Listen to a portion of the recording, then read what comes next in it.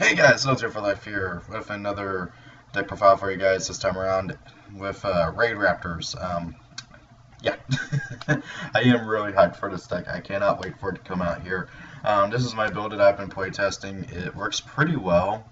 I'm going to go through the actual deck profile and then explain my choices of cards and stuff. So, first 3 Impaled Aeneas. He's a level 4, 1700 attack, 1000 defense. He has a pretty good effect too. His first effect is you can switch any monster your opponent controls, well, any monster on the field really, even himself, to defense, and then during your main phase 2 you can special summon a RaidRaptor monster from your graveyard if he attacked. So yeah, those 2 effects kind of work hand in hand. Harpist, if he is sent to the graveyard during the end phase, you get to search out any level 4 winged beast with 1500 or less attack that searches out like 2/3 of the deck, so yeah. 2 Blackwing Sephiroth to Elite. This guy is really good. He's another dark target for like other. You can bounce your continuous spells or traps or whatever, and you play a lot of them to special summon him. He's really good for making rank 4s. I played 3 Harpy Channeler. Your only discard outlet for her effect is Harpy Harpist, and that gets you another Harpy Harpist from deck. I have thought about playing another Harpy just for the sake of it, but I feel like 3 and 3 is good, especially since really the only time you ever use her effect is if you open her and Harpy Harpist first turn. You really don't need them. I just mainly play Channeler, at least. I mean, Harpist is amazing in a deck, but I really only play Channeler to get Harpist engraved and to make an instant rank 4. That's about it.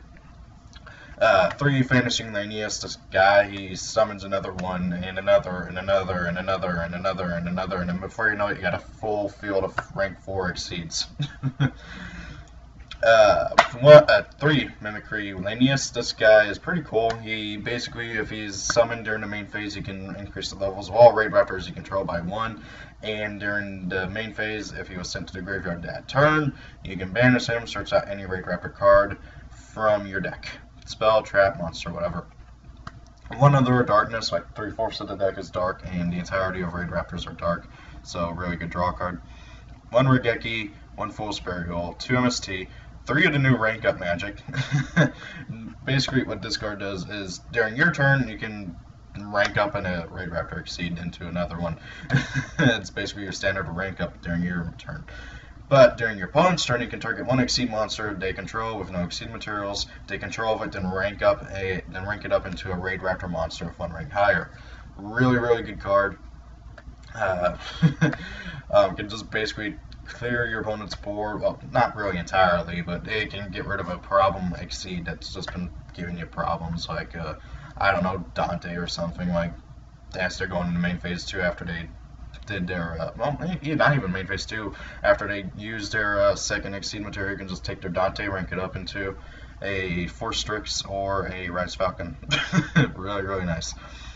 3 Swallow's Nest. Basically what this card does is you tribute a face-up wing beast type monster you control, special summon 1 from your deck with the same level. Really good card. Plays really well with Mimicry Aeneas.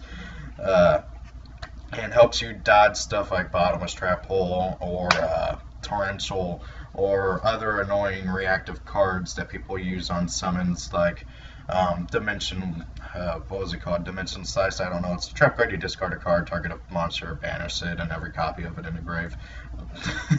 Helps you dodge those kind of cards. Really good. RaidRaptor's Nest. If you control 2 or more RaidRaptor monsters, you can add a RaidRaptor from your deck or graveyard to your hand. You know, use that once per turn. Really, really good card. It's going to be alive basically from turn 1 and onward. Give or take depending on your hand. But however, it is really, really good and generates just so much advantage over time. 1 Stat Steal because this card is broken and you can steal your opponent's level 4 monsters and go into a rank 4 or something. 3 RaidRaptor Readiness, basically a searchable Wallaku for RaidRaptors that has a nice little effect in graveyard that stops any damage that turn that does count effect damage. So if you're going against a burn player, you have an out to it, kind of, for 1 turn. Save yourself. 2 Deep Prison. This is for general monster removal. Your monsters are generally very, very weak, and you need to protect them. 3 Call to Haunted because the grave fills up fast in this deck, and you need it. 1 Rhapsody in Berserk. 2 Rise Falcon. You can play 2 in this deck easily. He's very, very easy to summon in the deck, and he's kind of, technically speaking, the deck's boss monster. At least that's how showing the guy who plays them in the anime. It's his boss monster, and I'm assuming that means that it's the boss monster for the deck. And of course, he does have ranked up versions of himself, so that's really cool. I play 2 Force Strix. You only need 2, but this guy's another search card. Detach Exceed Material. Add any level 4 Darkwing Beast type monster from your deck to your hand. Really, really good card. 1 Ice Beast Terrifying. Considering how many face-up cards tend to be on the field whenever you summon this thing, it can get up to astronomically high attack power. 101, 103, Carnagorn, Master Key Beetle, Dark Rebellion. I don't think I really have to explain those guys. Blaze Falcon. Basically, this card, well, as Exceed Material, it can attack your opponent directly.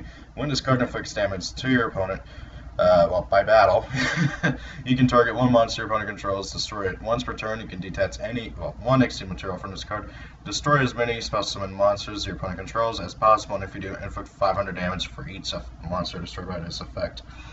It's a really, really good card. Pokes for damage, lets you get rid of your opponent's board, and just simply lets your other monsters get in for damage as well.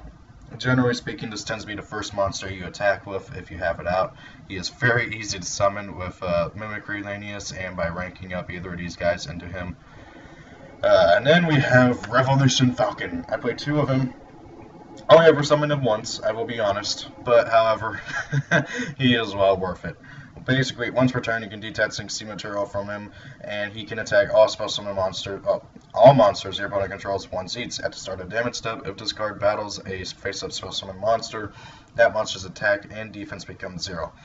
If this card has a RaidRaptor Exceed monster attached to it as an Exceed Material, you can basically target a monster your opponent controls destroyed, and if you do, you inflict damage to your opponent equal to half of its attack power, which is just crazy. And the fact that it's once per turn during every single turn, and he can still attack, and also it does, well, half damage, but hey, that's still pretty good.